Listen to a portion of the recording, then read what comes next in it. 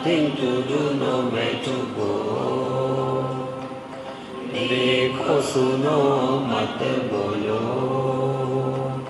wherever, whenever, whatever you are, be 100% Karnataka, किसी को आओ मत कहो,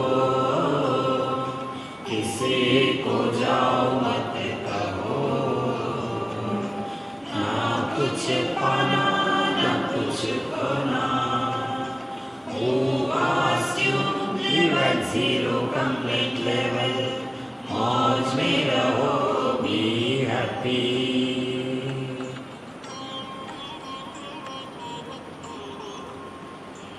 श्री कृष्णा श्री कृष्णा श्री कृष्णा श्री कृष्णा। गुरुर्ब्रह्मा गुरुर्विष्णुः गुरुर्देवो महेश्वरः, गुरु साक्षात् परं ब्रह्म, तस्मै श्री गुरवे नमः। कदाचित् गंगाम्बोधि क्वचिदपि कुपितजले, कदाचित् सौरत्ते क्वचिदपि सदृष्णैश्च शिशिरैः, भजन् स्नानं पूत्या क्वचिदपि कर्पूरनिभया, मुनिर्नव्यामोहं भजति गुरुदीक्षाक्षततमा। किस कारण से हमारे मन में विक्षेप आते हैं? किस कारण से हम दुनिया में दुखी होते हैं?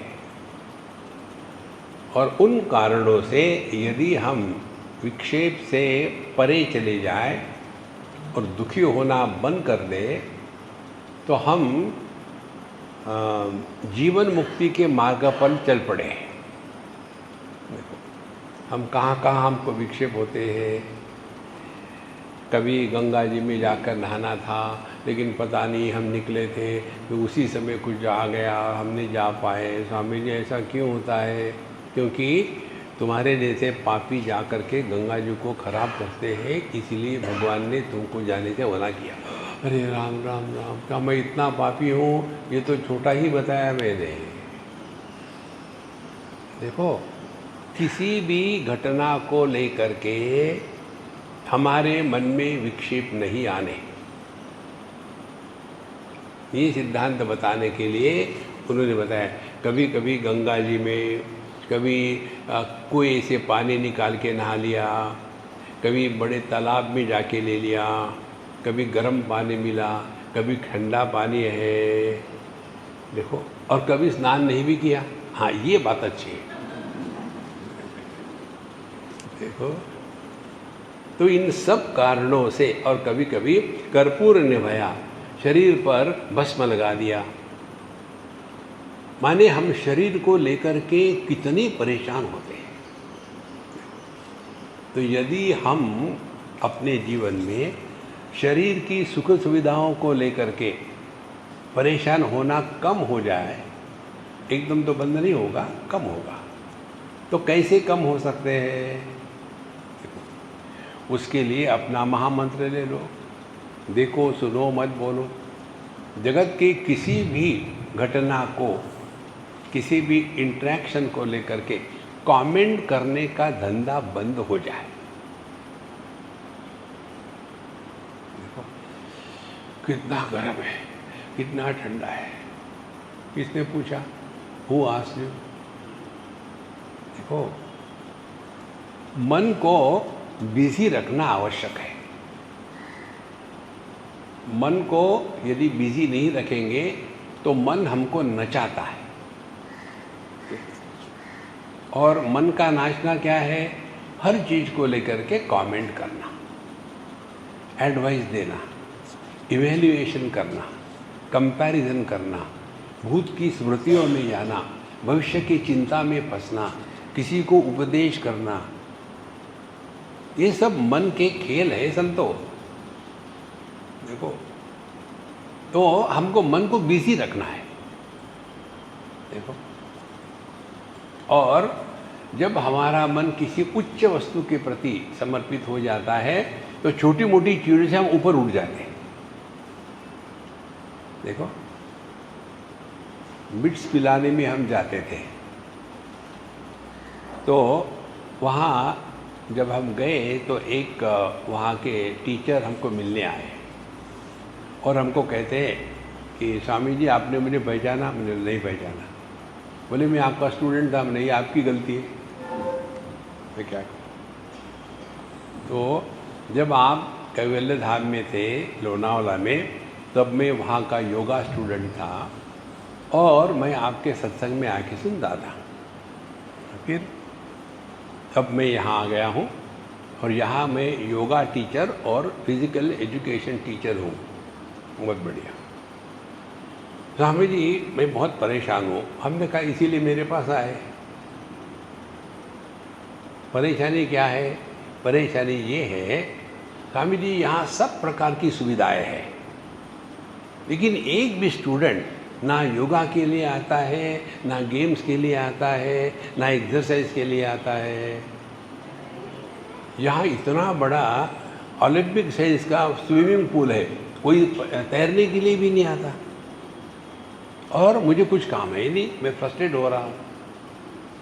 तो हमने कहा तुम किस लिए आए हो? पेट भरने के लिए। तनख्वाह मिलती है क्या? हाँ वो मिलती है। सब भूल जाओ, ध्यान से सुनना।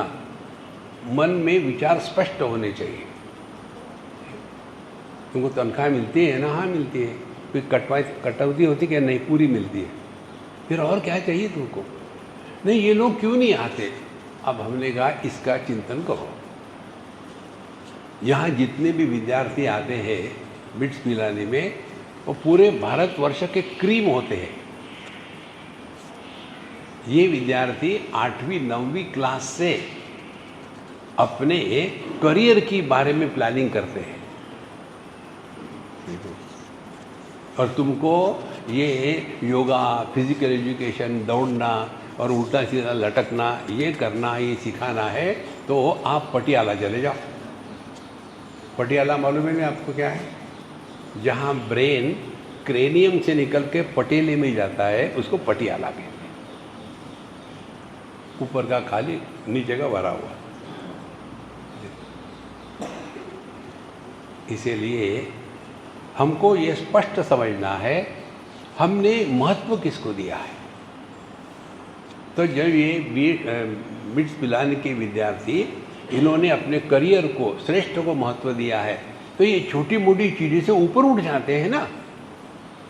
अब हम यदि साधना कर रहे हैं तो किसको महत्व देना? भगवान को छोड़ो, उनको परेशान मत करना। किसको महत्व देना है? शांत रहो, किसी को रिएक्शन नहीं करना, किसी को सजेशन नहीं देना। ये अपना हैप्पी मंत्र है, इसका जप करो। देखो,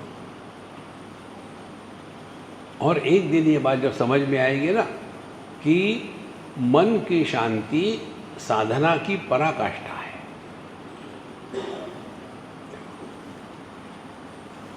इसीलिए हम जगत में जब जाते हैं तो ये श्लोक में जो बताया है ना, कभी गंगा जी में, कभी कुएं में, कभी किसी सरोवर में, कभी गर्म पानी, कभी ठंडा पानी, इसका तात्पर्य क्या है? शब्दों में मत जाना, तात्पर्य निर्णय करना है। तो इसका तात्पर्य क्या है? हमारे जीवन में हमेशा द्वंद्वों का व्यापार होता है। जगत में एक भी वस्तु ऐसी नहीं है परमात्मा को छोड़ करके कि जिसका जुड़वा कोई ना हो। सुख दुख, लाभ हानि, दोस्त दुश्मन, स्वास्थ्य रोग, अच्छे बुरे, ये दुनिया ऐसी ही बनी है। पाप पुण्य, जन्म मृत्यु, गरम ठंडा, अच्छा बुरा, ये दुनिया ऐसी ही बनी। करोगे क्या? उसी से झगड़ा करोगे? देखो, ये जीवन मुक्ति का आनंद यदि लेना है तो ये समझना आवश्यक है। लेकिन हमारे दुख का कारण कोई बड़ा नहीं होता। ठीक? अब मुझे बताओ, आप में से कौन दुखी है कि आप अमेरिका के प्रेसिडेंट नहीं बन पाए? कोई है दुखी? हमारे दुख का कारण सुबह चाय नहीं मिली, अरे दरिद्री, दुखी हो, स्टैंडर्ड, दुखी होने का भी तो कोई स्टैंडर्ड चाहिए ना। देखो महाराज, इसीलिए यह सत्य स्वीकार करना पड़ेगा, आपको ऑप्शन नहीं है। यही मान भगवान श्री कृष्ण भगवद गीता के 15वें अध्याय में साधना किसको कहते हैं, वहाँ साधना पंचकम में ये बताते हैं। निर्माण मोहा, जित संग दोषा, अध्यात्म नित्या, विनिवृत्त कामा, द्वंद्वै ही विमुक्ता सुख दुख सजनैः। जो अपने जीवन में आने वाले द्वंद्वों के द्वारा प्रभावित नहीं होता, माने द्वंद्व आएंगे ही, यू कांट अवॉइड इट। देखो, तो द्वंद्व आना हमारे हाथ में नहीं है, उसके द्वारा प्रभावित होना नहीं होना ये हमको चॉइस है। इसीलिए हमको यदि अध्यात्म के मार्ग पर चलना है और उस अध्यात्म पर चलने का अर्थ क्या है ये समझ में नहीं आया तो हम उटपटांग करने लग जाते हैं। एक टांग पर खड़ी रहेंगे, पब्लिक में जाकर के मेडिटेशन बैठेंगे, ये धंधे में मत पड़ो। हम चाइना में थे, वहाँ कोई बुढ़ाऊ बाबा जी आए थे, योगी बाबा जी नहीं, योगी आए। हमारे मित्र ने कहा स्वामी जी हम जा रहे हैं, आप भी चलेंगे? चलो, मुझे टाइम पास करना है और क्या। हम वहाँ गए, इतना बड़ा स्टेज, वहाँ एक बुढ़ाऊ खड़ा था, इंडियन था, कोई नहीं, और खड़े थे वो एक टांग पर। कौन सी थी वो टांग? बाई टांग पर खड़े थे और दाहिनी टांग को अपने गर्दन के पीछे रख दिया और दोनों हाथ ऊपर खड़े रहे, तालियां बज रही। तो हमारे फ्रेंड ने कहा स्वामी जी इसका अर्थ क्या है? वो भगवान को प्रार्थना करे, भगवान उठाओ, मैं बोर हो गया। देखो, हमको कुछ सिद्ध करना है क्या? अध्यात्म में हमको कुछ भी सिद्ध नहीं करना। अपने मन को शांत रखो। मन को शांत माने सोता हुआ नहीं। हमने 3 बातें बताई थी आपको, आपने बताई होगी, हमको कहाँ याद है, ठीक है हम बता दें। Quite, alert and vigilant. मन शांत रहे लेकिन सोता हुआ नहीं, अलर्ट। हमारे अगल में क्या हो रहा है, बगल में क्या हो रहा है, इसका पूरा ज्ञान है। और विजिलेंट, हम जगत में जब व्यवहार करते हैं कहीं रिएक्शन तो नहीं कर रहे हैं, कहीं हमारे मन में राग द्वेष के संस्कार तो निर्माण नहीं हो रहे। ये 3 चीज़ों का ध्यान रखना, ये आध्यात्मिक साधना साधु संत जीवन मुक्त पुरुष करते हैं। देखो, इसीलिए हमारे कन्हैयालाल कहते हैं, यहाँ सर्वत्रान अनभिस्नेहः तत्तत् प्राप्य शुभाशुभम नाभिनन्दति न द्वेष्टि तस्य प्रज्ञा प्रतिष्ठिता। जो जीवन मुक्त पुरुष होता है वो क्या है? सर्वत्र अनभिस्नेहा। दोनों प्रकार से इसका पदविच्छेद हो सकता है। सर्वत्र अनभिस्नेहा, किसी से प्यार नहीं, किसी से दोस्ती नहीं। देखो, एक बार एक अम्मा ने मुझे पूछा, स्वामी जी मैं आपका ये हैप्पी मंत्र का जप करती हूँ लेकिन इसका अर्थ मुझे समझ में नहीं आया। इसका, किसी को आओ मत कहो, किसी को जाओ मत कहो, इसका अर्थ क्या है? हमने कहा देखो, दोस्त दुश्मन दुनिया में निर्माण मत करो। दोस्तों को हम आओ कहते हैं, दुश्मनों को जाओ कहते हैं। जो है ठीक है। तो यह सर्वत्र अनभिस्नेह, किसी के भी ममता में फंसो मत। प्रेम सबसे करें, ये फंसो मत करें। फिर सर्वत्रान अभिस्नेह, या तो सबके साथ वैसा ही प्रेम रखो जिस प्रेम में अपना पराये का दुर्गंध का भाव नहीं है। यहाँ सर्वत्रान अनभिस्नेह, तो ये व्यवहार का संतुलन, व्यवहार का समत्व बताया है। पूरी भगवत गीता का यही संदेश है। भगवत गीता में किस विषय को बताया है?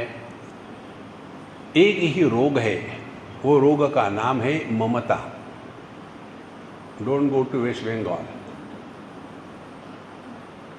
वही एक रोग है।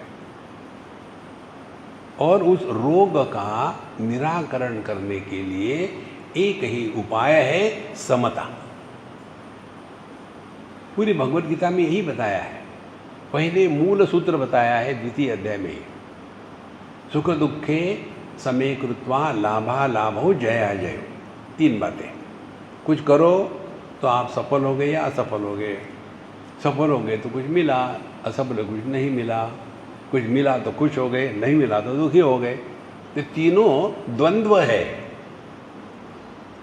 तो समय कृत्वा माने जो द्वंद्वों के द्वारा प्रभावित नहीं होता, ठीक? और उसके लिए साधना क्या है? समय कृत्वा, इक्वानिमस। थोड़े गम है, थोड़ी खुशियाँ, ये जीवन है। देखो, स्वीकार करना या नहीं करना ये ऑप्शन नहीं है। देखो, हम इसी में फंसे रहते हैं और इसी में बर्बाद हो जाते हैं। फिर क्या कहते हैं भगवान? समय कृत्वा लाभा लाभो जया जयो ततो युद्धाय युजस्व। उसके बाद युद्ध करो, माने लोगों से झगड़ा नहीं करो। देखो, एक बार हम कहाँ थे, शायद मेलबर्न में थे, और वहाँ ये जो एनिमेशन का इंस्टीट्यूशन है ना, उसका कोई एक सेंटर था। हमको बुलाया कि स्वामी जी आप यहाँ ये लेक्चर देने के लिए। हाँ ठीक, आ जाएंगे। टॉपिक कौन सा है? हमने कहा लिव ऑन वॉर फुटिंग्स। वहाँ जाने के बाद वहाँ की जो अंग्रेज़ थी वो मुझे कहते हैं, स्वामी जी ऑलरेडी ये दुनिया इतनी युद्ध से भड़की हुई है, आप भी वही बताते हैं। हमने कहा महारानी मुझे लगा तुम अंग्रेज़ हो, तुमको अंग्रेज़ी समझ में आती होगी।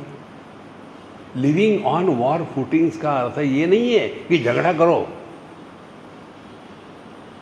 फिर क्या है इसका अर्थ? इसका अर्थ ये है कि जब आप युद्ध के मैदान में होते हो और उधर से शत्रु आता है तो आप कहेंगे क्या? माफ़ करना, टी ब्रेक है, बाद में आना। वॉर फुटिंग माने you have to remain alert 24/7। वो आध्यात्मिक साधना है। अच्छा, यही मतलब है? मैंने हाँ, अंग्रेज दी पुत्र। देखो, अपने भारतीय लोगों को जितनी अंग्रेजी अच्छी आती है ना, ये अंग्रेज़ों को नहीं आती। तो नयनम पापम अवाप्स्यसि। तो पाप क्या है? केवल पाप नहीं होता, पाप पुण्य साथ साथ होते हैं। देखो, बच्चे को चाटा लगाया, पाप, लेकिन उसके भलाई के लिए पुण्य। तो दोनों में क्या है? समझो, समझदारी का चक्कर है। तो नैनम पापम अवाप्स्यसि माने क्या?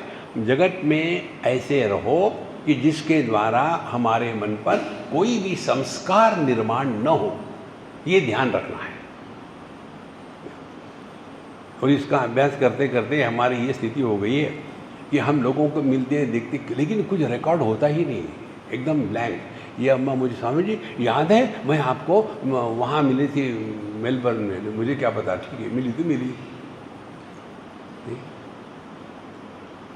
क्या याद रखना है? दुनिया का विस्मरण ही परमात्मा का स्मरण है। देखो, 24 घंटे दिमाग में वही कीड़े करकट चलते, लड़का लड़की, बहू बच्चे, मैरिज, अरे राम राम राम। ऐसे जब रोने धोने वाले सामने आते हैं ना, ऐसा लगता है कि हाथ में डंडा लेके डंडे को खराब करूं कि इसको मारूं। परेशान हम होते हैं, अपने को सुधारना ही चाहेंगे, दूसरे को सुधारना है। देखो, तो कदाचित नहीं, यहाँ है।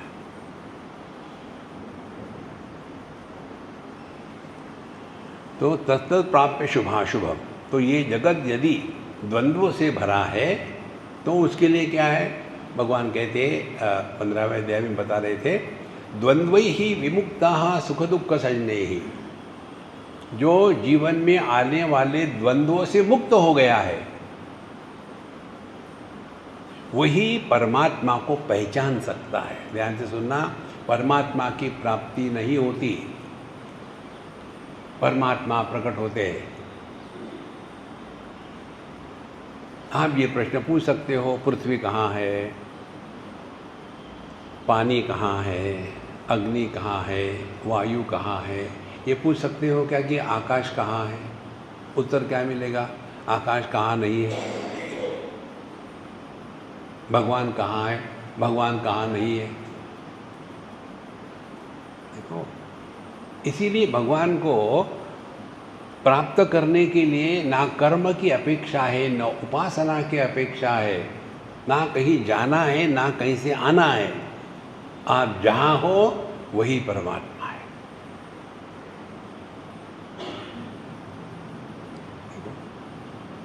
और वो परमात्मा फिर हमको मिलते क्यों नहीं? क्योंकि हमने आंखें बंद करके रखी है, इसलिए नहीं मिले। तो क्या करें? अपने हर एक अनुभूति में परमात्मा ही प्रकट होते हैं। कैसे? Experience without experiencer is God realisation.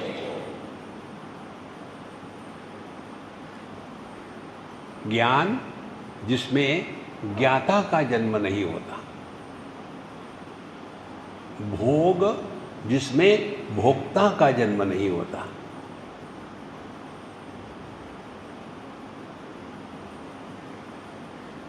देखो, तो यह सर्वत्र अनभिस्नेहा तत्त प्राप्य शुभाशुभम, फिर ना भी नंदति न द्वेष्टि, ये सब मन पर चल रहा है।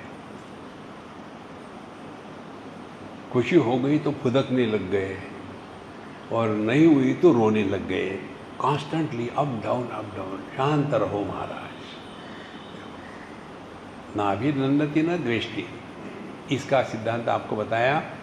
सुख दुख का आना हमारे कंट्रोल में नहीं है, लेकिन सुखी दुखी होना या नहीं होना ये चॉइस हमको प्रभु ने दिया है।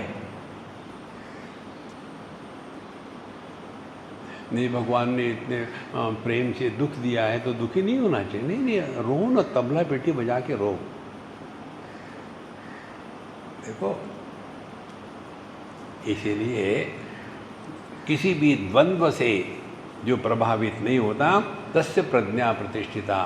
प्रज्ञा माने शुद्ध ज्ञान, जिस ज्ञान में ज्ञाता ज्ञान ज्ञेय ये त्रिपुटी का अभाव है, उस ज्ञान को प्रज्ञा कहते हैं।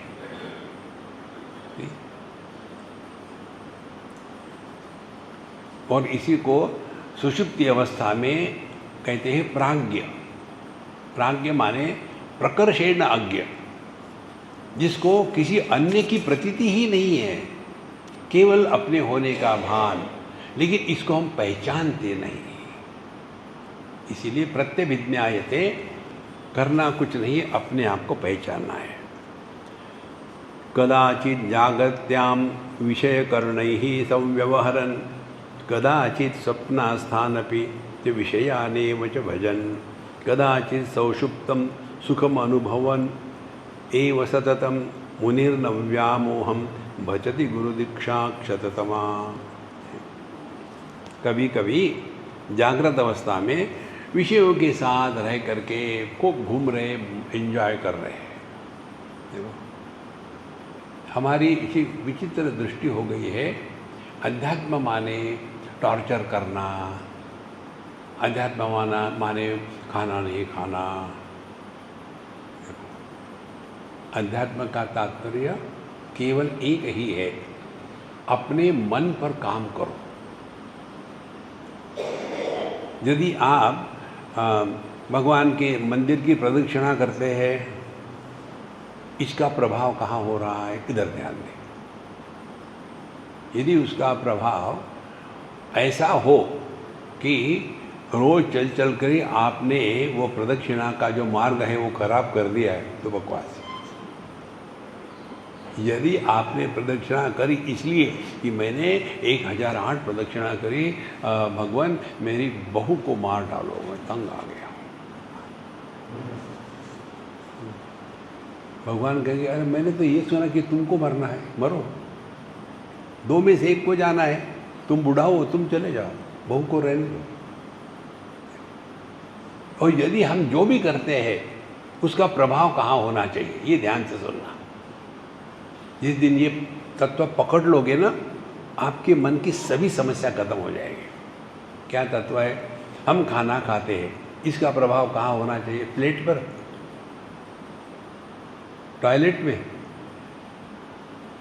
अपने भागवत में देखा ना, खाना खाने से क्या होता है? एक तो होता है खुशी होती है, हाँ मज़ा आया रसगुल्ला खाने में। फिर दूसरी है उसमें हमारी क्षुधा शांति होती है। तीसरी हमको शक्ति प्रदान होती है। और चौथी भूख के मारे हम परेशान नहीं होते। एक खाना खाने से ये बातें नहीं हुई तो क्या खाना खाया?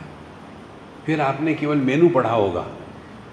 इसी प्रकार से यदि हम अध्यात्म की साधना कर रहे हैं तो साधना का प्रभाव शरीर पर नहीं मन पर होना चाहिए। ये इतनी महत्व की बात है संतो। शरीर को कुछ नहीं होता, जो कुछ होता है मन को ही होता है, शरीर को कुछ नहीं होता। देखो ये आप सुन रहे हैं, हम अपने अनुभव की बात बताते हैं। देखो हमारी ये जो उंगली है इसको किसी कारण से चोट आ गई थी और वो खुलना बंद होना मुश्किल हो रहा था। तो फिर किसी हमारे फ्रेंड ने इसका ऑपरेशन किया। तो पहले उन्होंने लोकल एनेस्थीसिया दे दिया और उसके पश्चात 15-20 मिनट के बाद देखा कि इसमें की जान निकल गई है। फिर उन्होंने ऑपरेशन शुरू कर दिया और हम देख रहे हैं, बढ़िया काटा, उसमें से खून निकल रहा है, जो उनको करना था वो काट टूट करके फिर स्टिचिंग शुरू कर दिया और हम देख रहे हैं। उस समय हमारे मन में क्या भाव था? आहा मैं योगी हो गया हूँ, मेरे हाथ को कटा जा रहा है, कुछ नहीं हो रहा है, हा हा। 15 मिनट तक, 15 मिनट के बाद अरे राम राम राम राम। उस दिन मुझे समझ में आया कि जो सुख दुख होता है शरीर को नहीं होता, मन को होता है। देखो यद् यद् कर्म करोमि तत् तत् अखिलम शंभो तवाराधना। और आराधना शरीर से नहीं मन से होती है। और इसी के लिए बताते हैं कि यहाँ सर्वत्र अनभिस्नेहा तत्त प्राप्य शुभाशुभम नाभिनंदति न द्वेष्टि तस्य प्रज्ञा प्रतिष्ठिता। तो प्रज्ञा क्या हो गई कि जिस ज्ञान में ज्ञाता नहीं, जिस भोग में भोगता नहीं, जिस सुख में सुखी नहीं, जिस दुख में दुखी नहीं पैदा होता, उस ज्ञान को कहते हैं शुद्ध चैतन्य। इसीलिए जीवन मुक्त पुरुष की विशेषता क्या होती है कि वो इन द्वंद्वों के द्वारा प्रभावित नहीं होते, समझदारी से। इसका मतलब ये नहीं ठंड लगी तो महात्मा कहेंगे नहीं मुझे तो गर्मी हो रही, नहीं, वो कहेंगे ठंड लगी है, लेकिन वो दुखी नहीं हो गए। देखो कदाचित जागृत्याम विषय कर्ण ही संव्यवहरन, कभी कभी जागृत अवस्था में विषयों के साथ रह करके इंद्रियों के साथ खेल रहे हैं या उनको खींच रहे हैं। फिर कदाचित स्वप्न स्थान अपिच विषयानेव च भजन, और कभी कभी स्वप्न में जाकर के अच्छे अच्छे भोग भोग रहे, सुख दुख का अनुभव कर रहे। कदाचित सौषुप्तम सुखम अनुभवन एव सततम, कभी सुषुप्ति अवस्था में सुख दुख का, केवल सुख का, दुख का नहीं, केवल सुख का अनुभव कर रहे हैं। लेकिन ये सब होते हुए भी, ध्यान से सुनना, जागृत में होते हुए भी जागृत पुरुष नहीं बनते, स्वप्न में होते हुए भी स्वप्न पुरुष नहीं बनते, सुषुप्ति में होते हुए भी जो नहीं सोते वो होते हैं जीवन मुक्त पुरुष। देखो कितनी महत्व की बात। अब ये तीन बातें जो है, जागृत, स्वप्न, सुषुप्ति, वेदांत शास्त्र में इसको कहते हैं अवस्थात्रय विवेक। विवेक माने डिस्क्रिमिनेशन। हमको ये हमारे जो जीवन है ये तीन में बटा हुआ है। देखो हम जो ऑटोबायोग्राफी लिखते हैं ना, किसकी लिखते हैं? केवल जागृत पुरुष की। स्वप्न का भी तो अनुभव था ना, सुषुप्ति का भी अनुभव था, वो कभी नहीं लिखते। अब थोड़ा चिंतन करो, हर सपने में स्वप्न पुरुष भिन्न होते हैं, वही स्वप्न पुरुष नहीं होता। एक सपने में हम राजा थे, दूसरे सपने में हम भिखारी थे, तीसरे सपने में हम गुरु थे, चौथे सपने में हम पंडित जी थे, छठवें सब भिन्न भिन्न है। तो किसी ने कभी लिखी है क्या ऑटोबायोग्राफी ऑफ ए ड्रीमर? कोई नहीं लिखता। कारण क्या है? कोई मतलब नहीं, इनका दोनों का कोई संबंध नहीं है। लेकिन हम ऑटोबायोग्राफी लिखते हैं जागृत पुरुष की। मैं वहाँ पैदा हो गया था, फिर ऊपर की ओर बढ़ने लग गया, वहाँ सीलिंग लगा तो मैंने छोड़ा नहीं, फिर मैं चौड़ा बढ़ने लग गया, फिर मेरा वज़न बहुत बढ़ने लग गया, और फिर डॉक्टर ने कहा या तो वज़न कम करो या तो चलो वहाँ जलने के लिए, जल्दी जल जाओगे। नहीं नहीं नहीं डॉक्टर साहब कुछ करो। फिर वो फैट सकिंग का मशीन लगा करके सब फैट हटा लिया। हाँ अब हल्का लगता है, लेकिन फिर 2 महीने में फिर भारी हो गए। अब क्या करें? वहाँ एक टोटी लगा दो, निकलता जाएगा। पूरा जीवन केवल जागृत पुरुष को ही सत्य मान करके लिखते हैं। किसी के स्वास्थ्य की बात करनी हो तो ऐसा कहेंगे क्या? इनका दिमाग ठीक नहीं है लेकिन बाकी सब ठीक है। देखो फिजियोलॉजिकल नॉर्म सब होने चाहिए। आपका डाइजेशन, आपके ब्लड सर्कुलेशन, आपका ब्लड प्रेशर, सब कुछ ठीक होना, तब ठीक है ना। देखो आप ऐसा कह सकते हैं क्या? स्टैटिस्टिशियन कहेंगे एक एलिफेंटाइटिस का पेशेंट, एक टांग एलिफेंटाइटिस से फूली हुई है और दूसरी पोलियो से लटकी हुई है, फिर एवरेज ठीक है। देखो ऐसे नहीं होती साधना। इसलिए हमको अपने जीवन का विचार संपूर्णता से करना है। आप जहाँ भी देखो ना, ऑटोबायोग्राफी ऑफ ए डम्बो, मैं यहाँ पैदा हो गया था, फिर मैंने वहाँ गया, फिर मैं स्कूल में गया, वहाँ से मुझे धक्का मार के निकाल दिया, फिर मैं चला गया जंगल में भटकने के लिए। वहाँ मुझे एक बाबा जी मिला। उस बाबा जी ने कहा बेटा मैं तुम्हारे कई दिनों से राह देख रहा था, चलो अच्छा हो गया तुम आ गए, अब मेरा कमरा साफ करो। और मैं गुरु की सेवा में लग गया। संतो अध्यात्म के मार्ग पर चलना है ना, तो छुई मुई होने से काम नहीं चलता। देखो तो हम जो है कौन है? हम क्या केवल जागृत पुरुष है? हमारी अपने को जागृत पुरुष समझ करके जीने की जो कल्पना है वो कैसी है कि एक आदमी अपने को पति मानकर जी रहा है और इसीलिए हमेशा दुखी रहता है। तो इसको कौन मदद कर सकता है? पति को सुधारा नहीं जा सकता।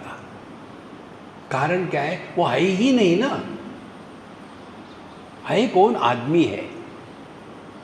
लेकिन वो आदमी अपने आदमीपन को भूल करके ये पतित पावन सीताराम बन गया। फिर उसकी साधना क्या होगी? पत्नी को सुधारो। इसको कहते हैं अशक्यानुष्ठान। जहाँ भगवान राम फेल हो गए अपने पत्नी को समझाते समझाते, आप जगजीवन राम सुखी हो गए। भगवान राम ने सीता जी को कहा था जंगल में मत आओ, वहाँ परेशानी होगी। नहीं नहीं नहीं गई। अब स्वामी ने ऐसा क्यों किया? हमको सब प्रश्न आते हैं, ऐसा क्यों किया? सीता जी घर में क्यों नहीं रही? हमने कहा मालूम है घर में 3 थी, एक सांस जीवन असंभव कर देती है, 3 जिंदा नहीं रहने देगी। देखो संतो, आपको जीना है तो मनुष्य के रूप में जियो, फिर उसके लिए सूखा कचरा गीला कचरा इससे हट जाओ। साधना करनी है तो पूर्णता से विचार करो, क्या हम केवल जागृत में ही होते हैं? स्वप्न की बात क्या है, सुषुप्ति क्या है? तब भगवत गीता गले उतरेगी। भगवान जब कहते हैं सर्वस्य चाहम हृदि सन्निविष्टः मत्तः स्मृति ज्ञानम अपोहनंच, सबके हृदय में मैं ही हूं, नहीं सभी मेरे हृदय में है। देखो, और मत्तः मेरे ही कारण जागृत, स्वप्न, सुषुप्ति और समाधि संभव है। आदमी कहता है मेरे ही कारण पुत्र, पति, पिता और भाई संभव है। आदमी मर जाए तो ना पुत्र रहेगा, ना पति रहेगा, ना भाई रहेगा, ना पिता रहेगा। और दुखी कौन हो रहे? ये 4 नॉन एग्जिस्टिंग बेवकूफ। कैसे आप इनको सुधारोगे? जीवन मुक्त पुरुष इस चीज को जानता है और इसीलिए हर जगह में पूरे रहो। Wherever whatever you are, be 100%। सब लोग बैठ करके वहाँ सुखी है दुखी है, आप उनके साथ एक हो जाओ। एक बार हम बम्बई में थे, हमारे एक मित्र थे, बुढ़ाऊ थे, उस समय हम जवान थे, उनको घेलू काका कहते थे। देखो, हर एक समाज में किसी के बच्चे यदि पैदा होकर मर जाते हैं ना, तो कुछ विचित्र नाम देते हैं, उसके बाद वो बच्चा जिंदा रहता है। वैसे गुजरात में घेलू ये नाम देते, घेलू माने पागल। तो ये घेलू काका थे हमारे। तो हमको स्वामी जी, एक हमारे मित्र है, साथ ही हम बड़े हुए एक ही गांव के। अब उनका देहांत हो गया, हम जा रहे हैं, आप आइए।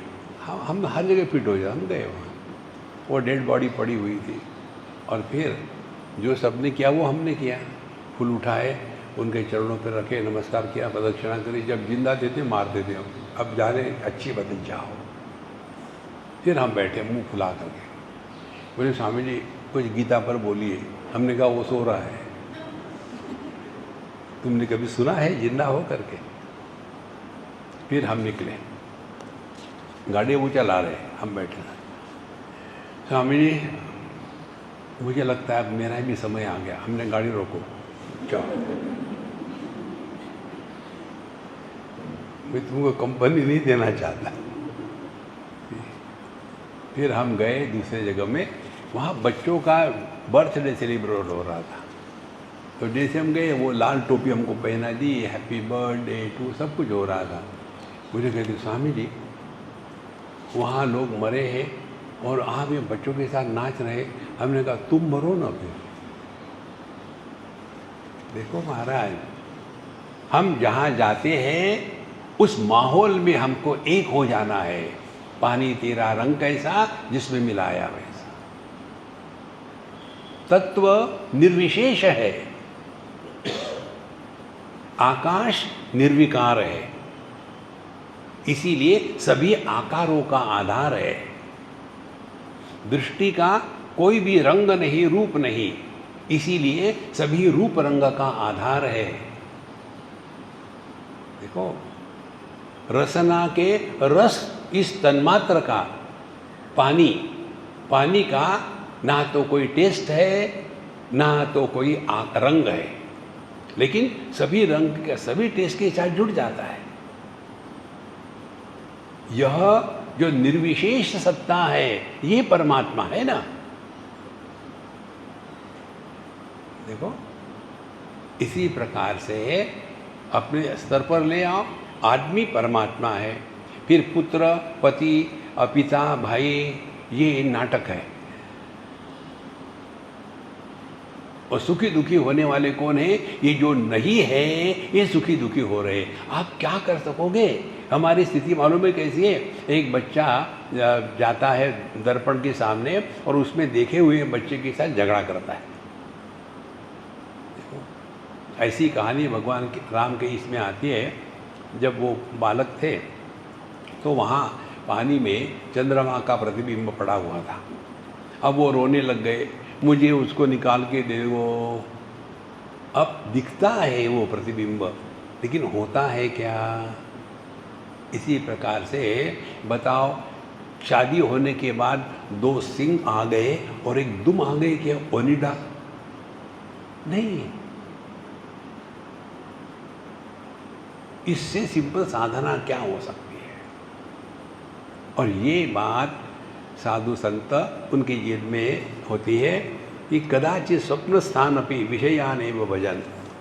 और सपना अच्छा है बुरा है आके चला गया, लेकिन हम सपने को भी गणित बना करके बताते हैं। सपने में ये आया वो आया, ऐसे आया वैसे आया। देखो, और फिर सुषुप्ति में खर्राटे मारते हैं। अब हमारे 3 अनुभव है ना, जागृत स्वप्न सुषुप्ति। आप तीनों में हो ना, तो ये तीनों में जो है वो कौन है? पुत्र में जो है, पति में जो है, पिता में जो है, वो कौन है? वो ये बेवकूफ़ आदमी है। तो दुखी कौन हो रहा है? ये 3 बातें। आदमी नहीं दुखी होता। या तो ऐसा कहो, ये तीनों का बोझा ढोने वाला जो म्यूल है, गधा है, वो दुखी हो रहा है। देखो, ये दर्पण के दृष्टांत को अखंड चिंतन करना है कि दर्पण सबको प्रतिबिंबित करता है, किसी का तिरस्कार नहीं करता, किसी के द्वारा प्रभावित भी नहीं होता। इसी प्रकार से देह के साथ तादात्म्य हुआ तो एक दर्पण निर्माण हो गया जो इस जगत को प्रकाशित प्रतिबिंबित कर रहा है, लेकिन प्रभावित नहीं होगा। फिर स्वप्न में देह के दर्पण को त्याग दिया, अब मन के दर्पण को लेकर के इस दुनिया का अनुभव कर रहा है, वह भी केवल प्रतिबिंब मात्र है। सुषुप्ति में जो सबके अभाव में होता है उसका कभी अभाव नहीं होता।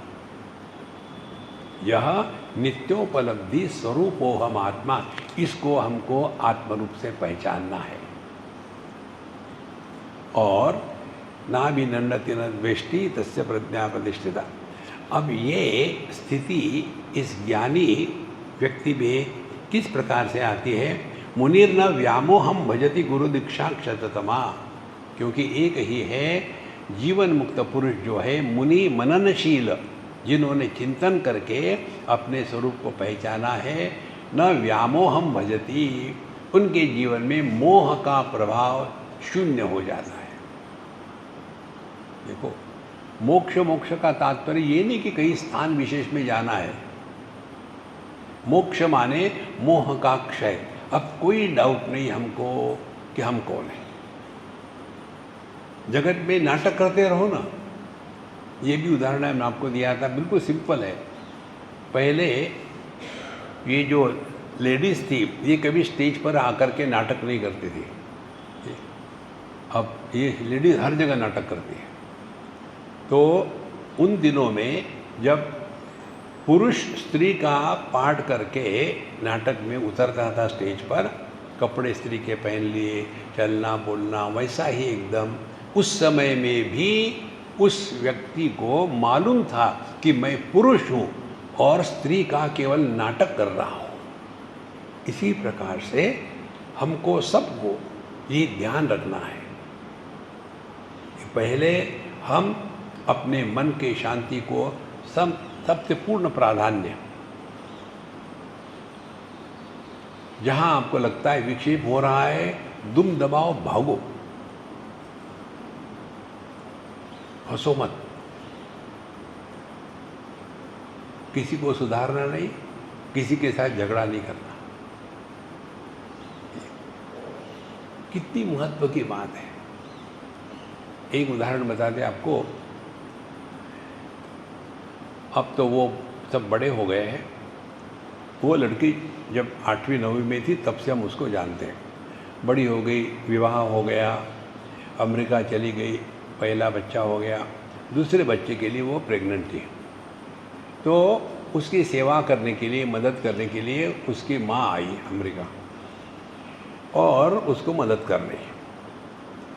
एक दिन मुझे उसका फ़ोन आया, स्वामी जी आप कहाँ हो, मैं बहुत परेशान हूँ, मैं अमुक अमुक स्थान पर हूँ। अरे आप यहाँ हैं, मैं भी यहाँ हूँ, मैं आपको मिलने आऊँगी। मैंने आ जाओ।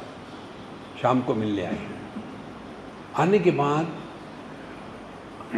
हमने थोड़ा वो खाना वाना खा लिया, हम जरा बाहर घूमते हैं, सबके सामने मत बोलो।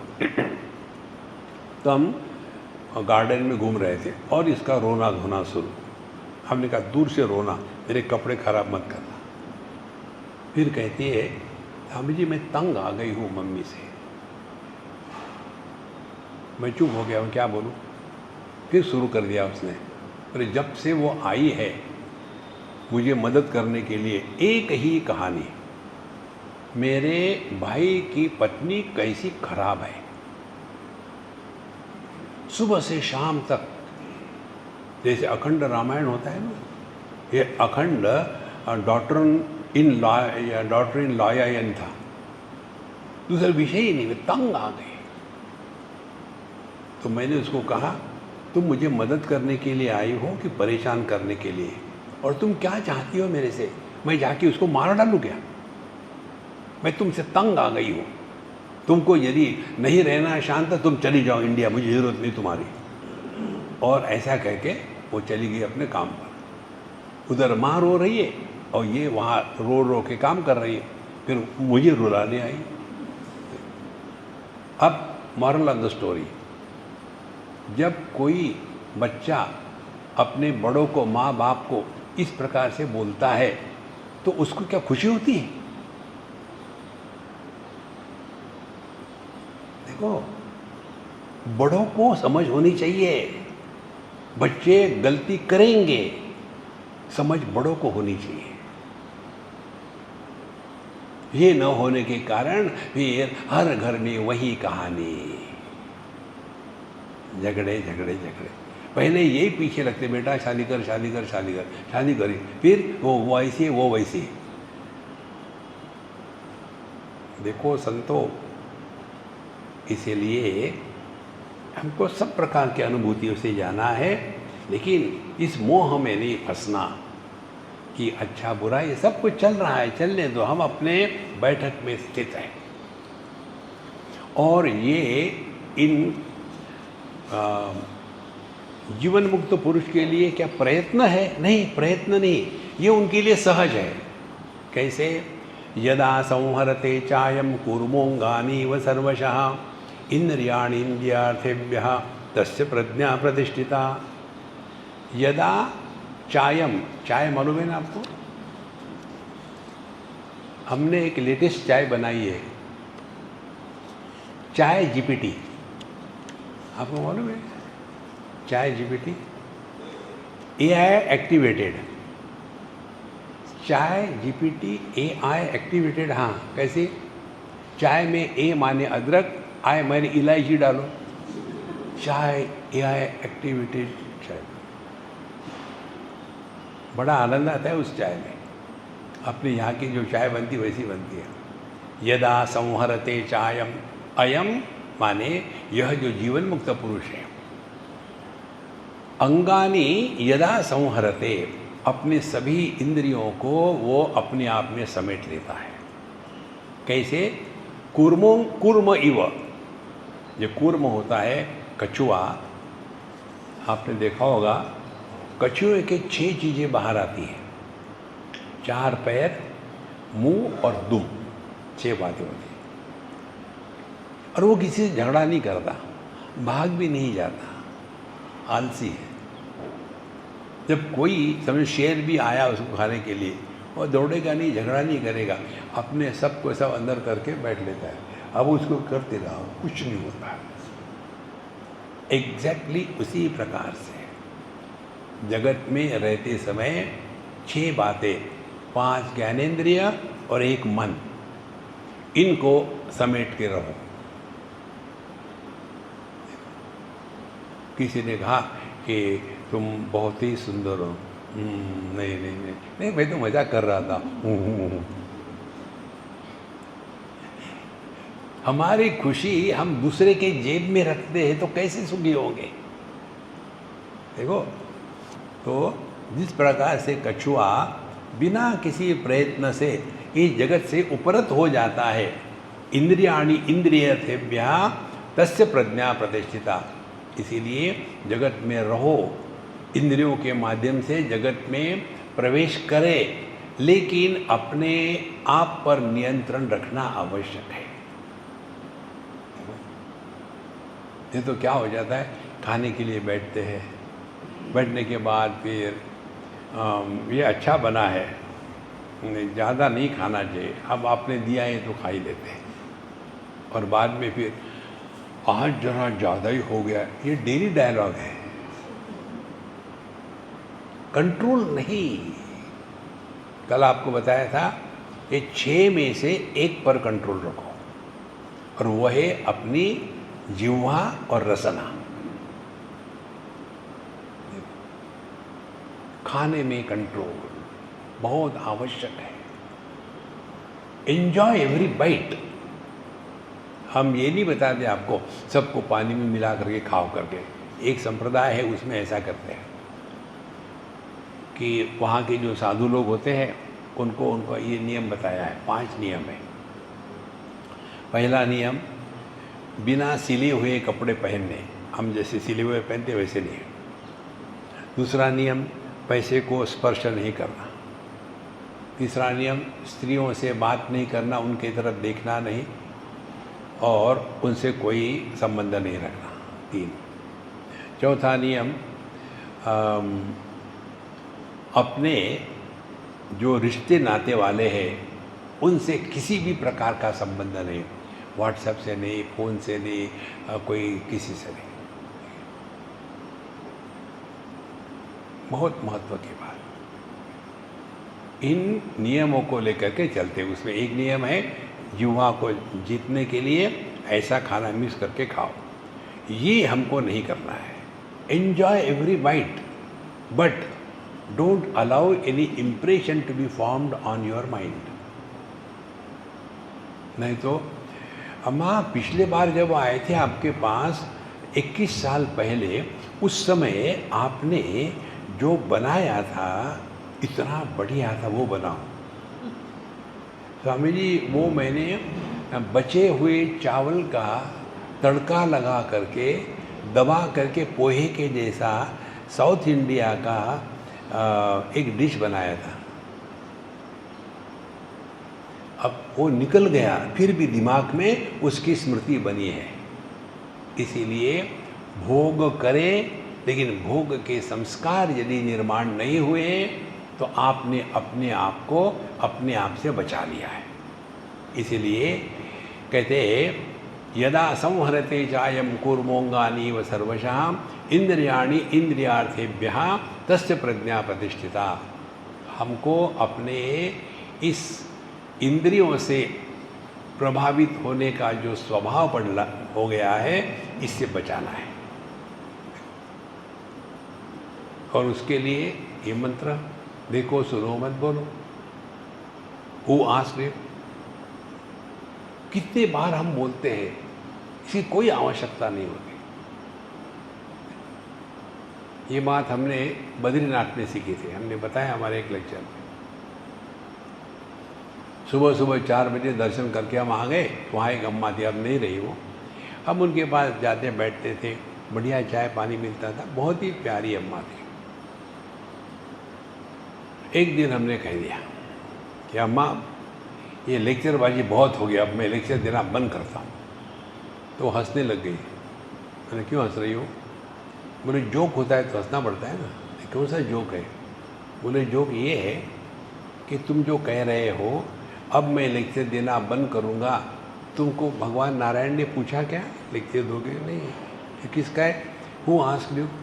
किसके प्रश्न का उत्तर दे रहे हो? ना, ये तो बात ठीक है। मैंने तुमको पूछा क्या कि तुम लेक्चर दोगे कि नहीं? नहीं। Who asked you? आप देखेंगे 99% हम दुनिया से बात करते हैं, हमको किसी ने कुछ पूछा नहीं होता, कोई आवश्यकता नहीं है। और क्या बोलते हैं, भूतकाल का भूत चढ़ गया है, हम वहाँ थे, हम यहाँ थे, हम वहाँ गए थे, हमको ये बाबा जी मिली, वो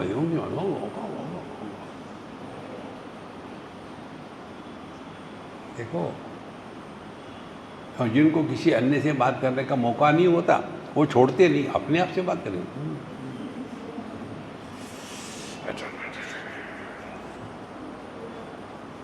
ये क्या हो रहा है, अपने आप से बोले जा रहे। देखो, ट्राई करो, और एक दिन आपको ये बात समझ में आएगी जो हम आपको बता रहे हैं।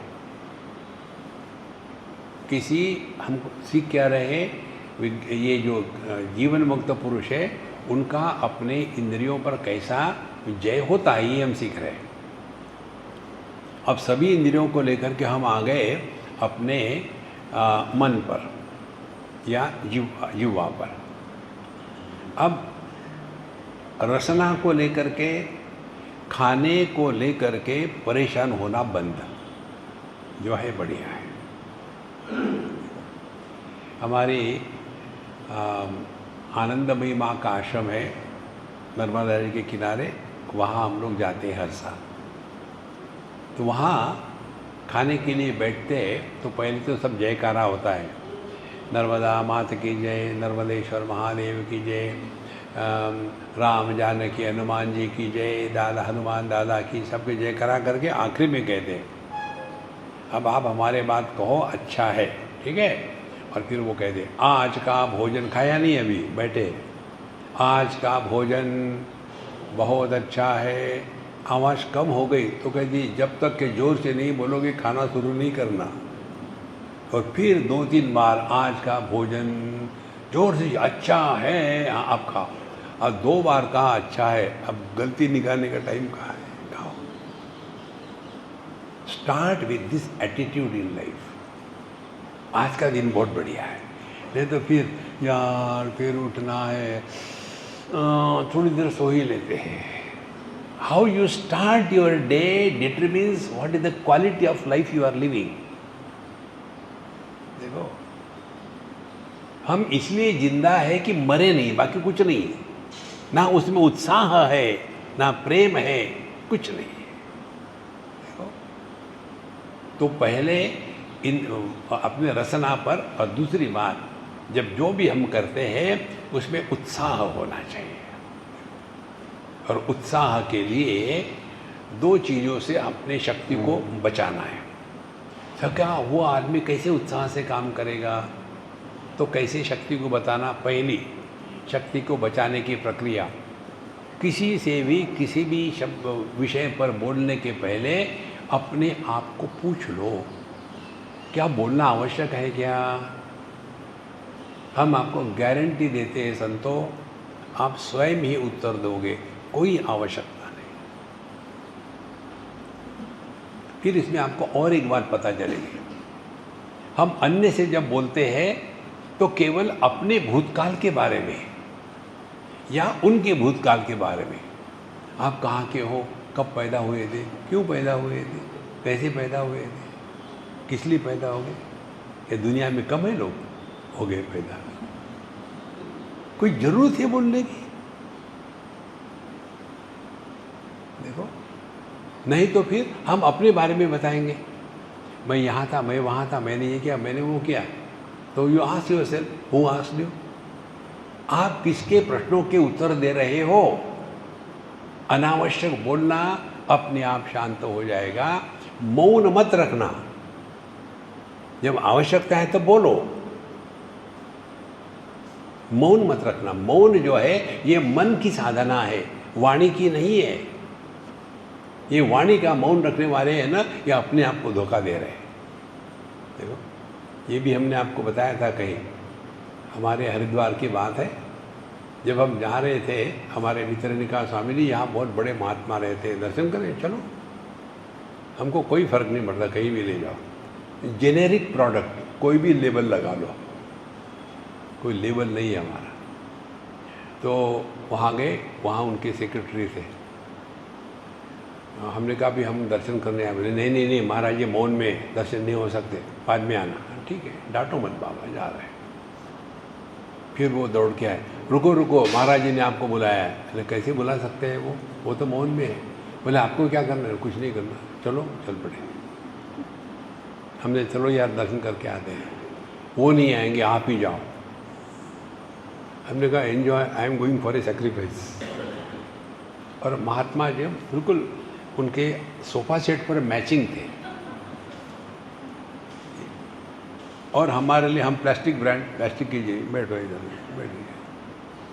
फिर उन नज़दीक बैठाए, मैंने पता नहीं क्यों नज़दीक बैठा रहे। फिर पता चला उन्होंने निकाले कापी, लिखा आपका नाम क्या है, कहाँ से आए, फिर हमने लिख दिया। यहाँ कहाँ रहते हो, वो भी हमने लिख दिया। एक प्रश्न उसका उत्तर, एक प्रश्न उसका उत्तर। तीसरा प्रश्न का जब उत्तर लिख रहे थे तब हमको याद आया, अरे मैं तो बोल सकता हूँ, मैं क्यों नहीं बोल रहा हूँ। अब फिर मुझे हंसी आई, उनको भी हंसी आई। फिर मैंने शुरू किया बोलना। हमने कहा महाराज जी मौन में हंस सकते हैं क्या?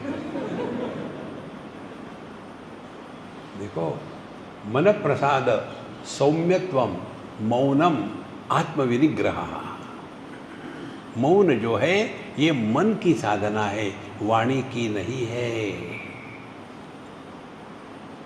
लेकिन महात्मा लोग ये वाणी का मौन रखने के लिए क्यों बताते हैं मालूम है?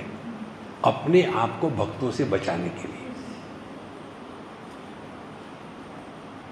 एक बार अमेरिका की बात है, एक अम्मा हमारे लिए खाना लेके आती थी, अच्छा खाना खिला, बोलती नहीं थी कभी।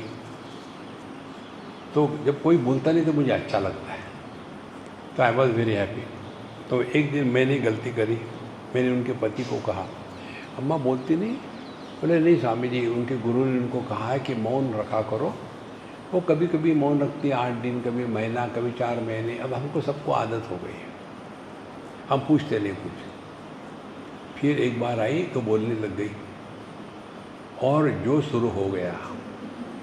और फिर मुझे कहते स्वामी जी आप मुझे उपदेश करिए। हमने कहा पहले सुनो, तुम्हारे गुरु महाराज को मेरा साष्टांग दंडवत कह देना, और उन्होंने तुम्हारे लिए जो साधना बताई है मौन की, उसमें एक कमी रह गई है। क्या? हमेशा के लिए मौन रहो, सर मत खाओ। देखो, मौन ये मन की साधना है। जो व्यक्ति अपने आप से बोलना नहीं बंद कर सकता, वो अन्य से क्या बोलना बंद करेगा? तो जब हम अन्य से बोलते हैं तो भूत को लेकर के, अपने से बोलते हैं तो भविष्य को लेकर के। यहाँ से वहाँ जाएंगे, वहाँ गाड़ी पकड़ेंगे, ऐसा करेंगे, वह करेंगे, खाना तो लाया नहीं था, ऐसा करेंगे, होटल भी खा लेंगे यार, आजकल होटल में खाना ठीक से नहीं मिलता, लेकिन करोगे क्या, भूख रहोगे, ऐसा करें फल ले लेंगे, फल ही खा लेंगे, आइसक्रीम तो खा ही सकते सर, को चल रहा है। ध्यान से सुनना, जब हम भूत में भटकते हैं या भविष्य में घूमते हैं तो तात्पर्य क्या निकला? आप वर्तमान में नहीं हो।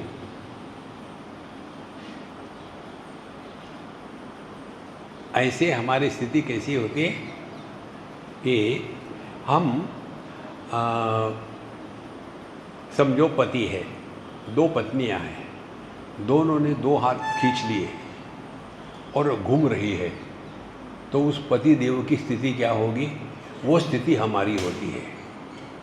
भूत खींचता है, भविष्य खींचता है, और हम वर्तमान में टेंशन में रहते हैं। इसीलिए ये जो बताते हैं ना कि इंद्रियाणि इंद्रियार्थेभ्यः तस्य प्रज्ञा प्रतिष्ठिता, अपने इंद्रियों पर नियमन करना है, ये 2 बातें शुरू कर दो। किसी के भी साथ बोलने के पहले पूछ लो क्या बोलना जरूरी है, क्या किसी ने हमको पूछा है? कुछ नहीं, जरूरी नहीं। और अपने आप से बोलते समय ये नियम कर लो कि हम अपने आप से नहीं बोलेंगे। शुरू कर दो, एकदम नहीं होगा, ये धीरे धीरे होगा। आप बैठे और हाँ, अब 1 मिनट तक हम अपने आप से नहीं बोलेंगे।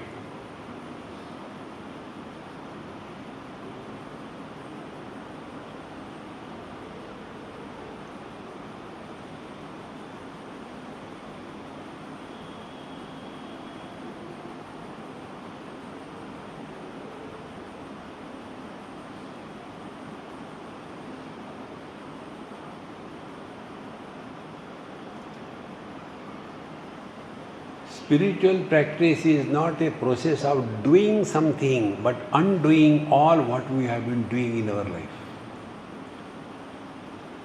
करना नहीं है, बहुत कर लिया है।